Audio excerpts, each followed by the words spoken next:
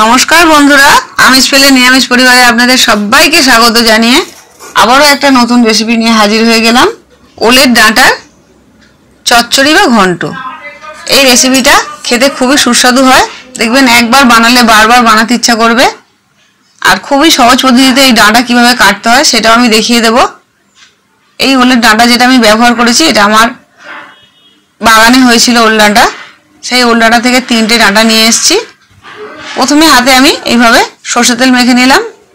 আপনারা অবশ্যই সর্ষের তেল আর লবণটা মেখে নেবেন, তাহলে হাতে এই রসটা লাগলে উঠবে না। সমস্ত ডাঁটা প্রথমে এইভাবে ছোটো করে টুকরো করে কেটে নিয়ে তারপর আমি যেভাবে কচু শাকের ডাঁটা ছাড়াই বা আঁশ ছাড়ায় কচু ডাঁটা, ঠিক সেইভাবে এই ওলের ডাঁটার আমি আঁশগুলো ছাড়িয়ে নেব। পাতাগুলো কেটে বাদ দিয়ে দিলাম, দিয়ে এইভাবে আমি মোটা মোটা করে আঁশগুলো ছাড়িয়ে নেব। আপনারা অবশ্যই এইভাবে আঁশটা ছাড়িয়ে নেবেন, তাহলে দেখবেন একটুও ওলের এই ডাঁটা রান্না করলে গলায় লাগছে না। অনেক ওলের ডাঁটা আছে যেগুলো গলায় লাগে। সেই ওলের ডাঁটাগুলো আপনারা যখন রান্না করবেন, রান্না করার সময় অল্প হাফ চামচের মতন ভিনিগার দিয়ে দেবেন বা পাকা তেঁতুলের সামান্য একটু টুকরো দিয়ে দেবেন, দিয়ে সেদ্ধ করবেন, তাহলে দেখবেন আর গলায় লাগছে না বা কুটোচ্ছে না। আমি এই ওলটা ব্যবহার করেছি। এই ওলটা আমার বাগানের, যেহেতু একবার আগে খেয়েছি, দেখলাম গলায় লাগছে না, সেই জন্য আমি যেভাবে ব্যবহার করেছি, যেভাবে এই রান্নাটা করেছি, ঠিক সেইভাবেই আপনারা করার চেষ্টা করবেন। সমস্ত ওলই এইভাবে ছাড়িয়ে নিলাম। আর এই ওল ডাঁটার আরও অনেক কিছু রান্না হয়, আর এই ওলের শাকও রান্না হয়, সেটাও একদিন আপনাদের অন্য ভিডিওয়ে দেখিয়ে দেব। সমস্ত ওলের ডাঁটা এইভাবে আমি কেটে নিলাম।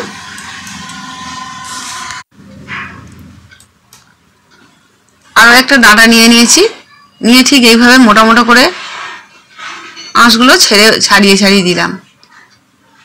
দেখবেন এইভাবে ছোট ছোট টুকরো করে দিলে ওলের ডাঁটাগুলো খুব ভালো সেদ্ধও হবে। ওলের ডাঁটা একটু শক্ত থাকে, কচু শাকের মতন অত নরম হয় না, কিন্তু খেতে খুব ভালো হয়। অনেকে এই ডাঁটা হাতে লাগে বা গলায় লাগে বলে রান্না করতে চায় না, কিন্তু আমি যেভাবে বললাম, অবশ্যই কোটার সময় হাতে একটু তেল, নুন বা লেবুর রস ভালো করে মাখিয়ে নেবেন, তাহলে দেখবেন এই রসটা লাগলেও হাত চুলকাচ্ছে না। সমস্ত ডাঁটাই এইভাবে আমি সরু সরু করে কেটে নিলাম, টুকরো টুকরো করে। এটা ভালো করে ধুয়ে নিয়ে প্রথমে কড়াতে আমি গরম জল বসিয়ে তাতে হাফ চামচের মতো লবণ দিয়ে দিলাম, দিয়ে ওলের ডাঁটাটা দিয়ে দিলাম। ওলের ডাঁটার মধ্যে আমি অল্প একটু হলুদ দিয়ে এটা আমি 10 থেকে 12 মিনিট খুব ভালো করে সেদ্ধ করে নেব। আপনারা দেখবেন, সময়টা আপনারা দেখে নিয়ে ভালো করে সেদ্ধ করে নিয়ে তারপরে এটা রান্না করবেন, তাহলে দেখবেন একটুও গলায় লাগছে না, আর খেতেও খুব সুস্বাদু হচ্ছে। হলুদটা খুব ভালো করে মিশিয়ে দিয়ে এটা আমি 10 থেকে 12 মিনিট সেদ্ধ করে নেব। আপনারা এটা প্রেসার কুকারে সেদ্ধ করে নিতে পারেন, তবে আমি এটা কড়াতে সেদ্ধ করে নিচ্ছি। প্রেসার কুকারেও সেদ্ধ করে নিয়ে এইভাবে সেদ্ধ করে নিয়ে তারপরে জলটা ঝরিয়ে নেবেন। 10 থেকে 12 মিনিট পরে যখন দেখবো এটা খুব ভালো নরম নরম হয়ে গেছে, তারপর এটা আমি তুলে নেব।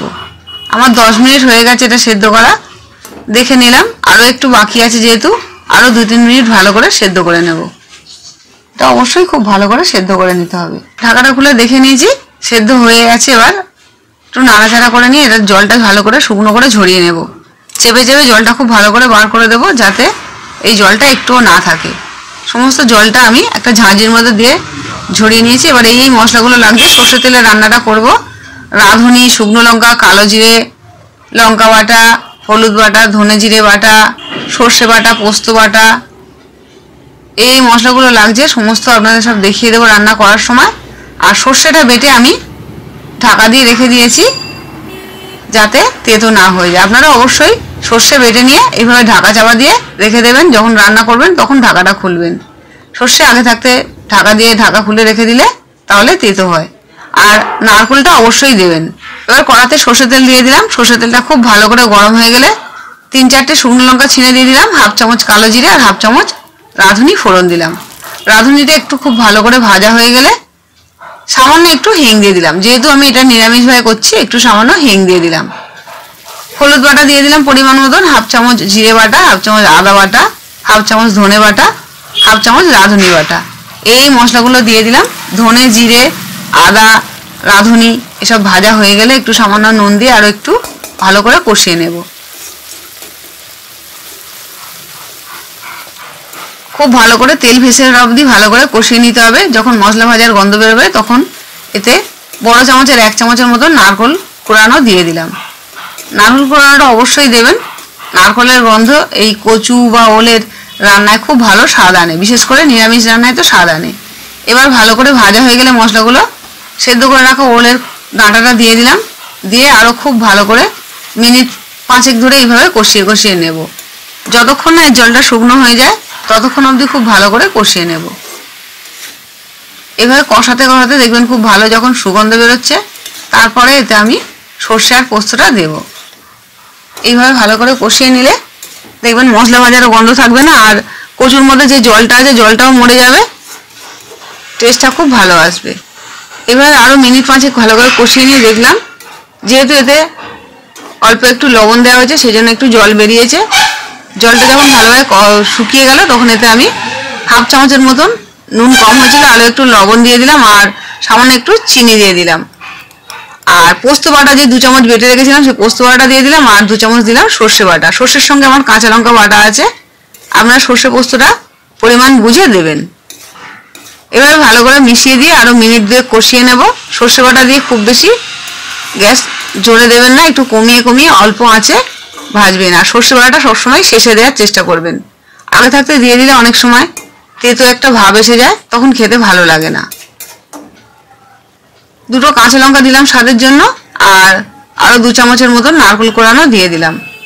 নারকেল কোড়ানোটা আপনারা আপনাদের পরিমাণ মতন বুঝে কম বেশি দেবেন। নারকেল কোড়ানো দিয়ে আরও মিনিট 2 এইভাবে কষিয়ে কষিয়ে শুকনো করে নেব, তারপর এটা আমি পরিবেশন করব।